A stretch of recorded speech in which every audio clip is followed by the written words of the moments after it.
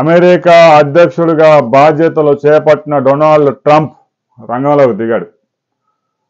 ఎప్పుడైతే అమెరికా అధ్యక్షుడిగా బాధ్యతలు చేపడుతూ సంతకం చేశాడో అప్పటి నుంచే వలసదారుల వేట, అక్రమ వలసదారుల వేట మొదలైంది. అమెరికా పోలీసులు హెలికాప్టర్లు వేసుకొని కూడా గాలిస్తున్నారు. మెక్సికో, బ్రెజిల్, ఇండియా, చైనా ఇలా 65 దేశాల నుంచి దాదాపు 70 లక్షల మంది అక్రమంగా అమెరికాలోకి ప్రవేశించారు. అనేక ప్రాంతాల్లో డౌన్ టౌన్లో ఫుట్పాత్ల మీద టెంటలు వేసుకొని అరాచకం సృష్టిస్తూ ఉన్నారు. దొంగతనాలు, మారక ద్రవ్యాలు, లైంగిక వేధింపులు, బెదిరింపులు ఇలా అనేక రకాల నేరాలకు కూడా పాల్పడుతున్నారు. గడిచిన 4 సంవత్సరాల్లో అరాచకం కొనసాగి జనమంతా విసికి వేసారిపోయారు. దీంతో ట్రంప్ ఎన్నికలకు ముందే హామీ ఇచ్చాడు, రెండోసారి అవకాశం ఇవ్వండి, అక్రమ వలసదారుణ్ణి ఒక్కరిని కూడా లేకుండా చేస్తా అన్నాడు. అధికారంలోకి వచ్చాడు. నిన్న ఒక్కరోజే 600 మందిని అరెస్ట్ చేసి జైల్లో వేశారు.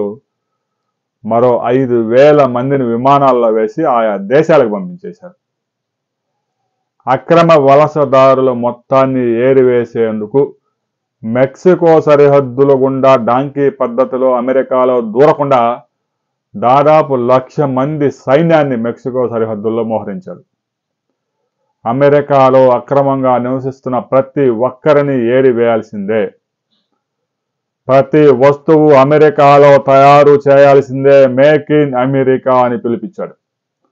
విదేశాల నుంచి, కెనడా నుంచి, ఇండియా నుంచి, చైనా నుంచి, బ్రిటన్ నుంచి, బ్రెజిల్ నుంచి దిగుమతుల మీద 20% సుంకం పెంచండి.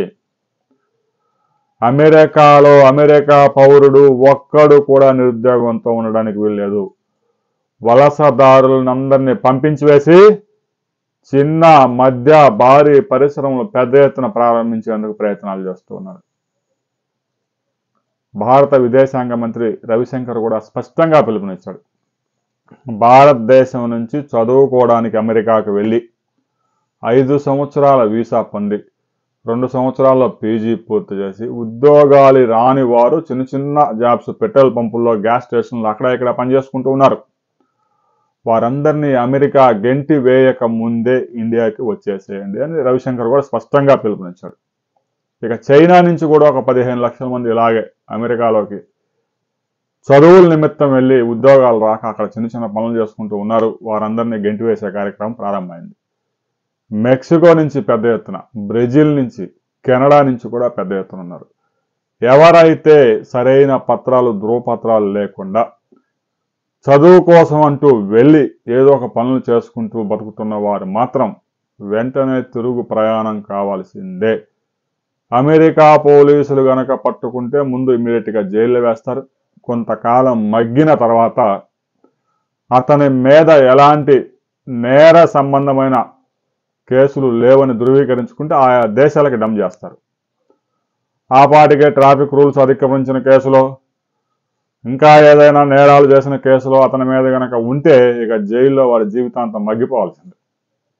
ఇప్పటికైనా అమెరికాలో అక్రమంగా నివసిస్తున్న వారంతా వెంటనే తట్టా బుట్ట సర్దుకొని భారతీయులైతే భారతదేశానికి రండి, విదేశాలు అయితే విదేశాలకు వెళ్ళిపోండి అని చెప్పేసి ట్రంప్ స్పష్టంగా చెప్పాడు. పని ప్రారంభించాడు. ఇక వదిలేదే లేదు అని స్పష్టంగా చెప్పేసి ప్రతి ఇల్లు గాలించండి, ప్రతి వీధి గాలించండి, ఒక్కరిని కూడా వదలొద్దు అని ఆయన స్పష్టంగా చెప్పిన తర్వాత ఇక పోలీసు వాళ్ళు రంగంలో దిగిపోయారు. సైన్యాన్ని కూడా మోహరించాడు. రాబోయే 2 నెలల పాటు పెద్ద ఎత్తున ప్రతిరోజు 2 లక్షల మందిని ఆయా దేశాలకు తరలించే కార్యక్రమం జరుగుతూ ఉంది. అక్రమ వలసదారులతో అమెరికా అరాచకంగా తయారైంది. అమెరికాని నెంబర్ 1గా మరింత ముందుకు తీసుకువెళ్ళడమే నా లక్ష్యం. అమెరికాకి తిరిగే లేకుండా చేసే బాధ్యత నాది అంటూ ట్రంప్ ఎన్నికలకు ముందు చేసిన హామీలని ఆచరణలో పెట్టేశాడు. ట్రంప్ ఒకసారి మాట ఇచ్చాడంటే ఎవడి మాట విండు, చెప్పింది చేయడంలో ట్రంప్ తర్వాతనే. ఇక వలసదారుల్ని తరిమివేయాలి అనే ఉద్దేశంతోనే ట్రంప్ను అక్కడ స్థానికులంతా గెలిపించారు.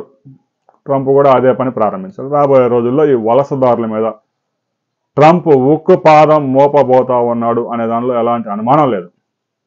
దీని మీద మీ అభిప్రాయాలు తెలియజేయండి. వీడియో నచ్చితే లైక్ చేయండి, షేర్ చేయండి, సబ్స్క్రైబ్ చేసుకోండి.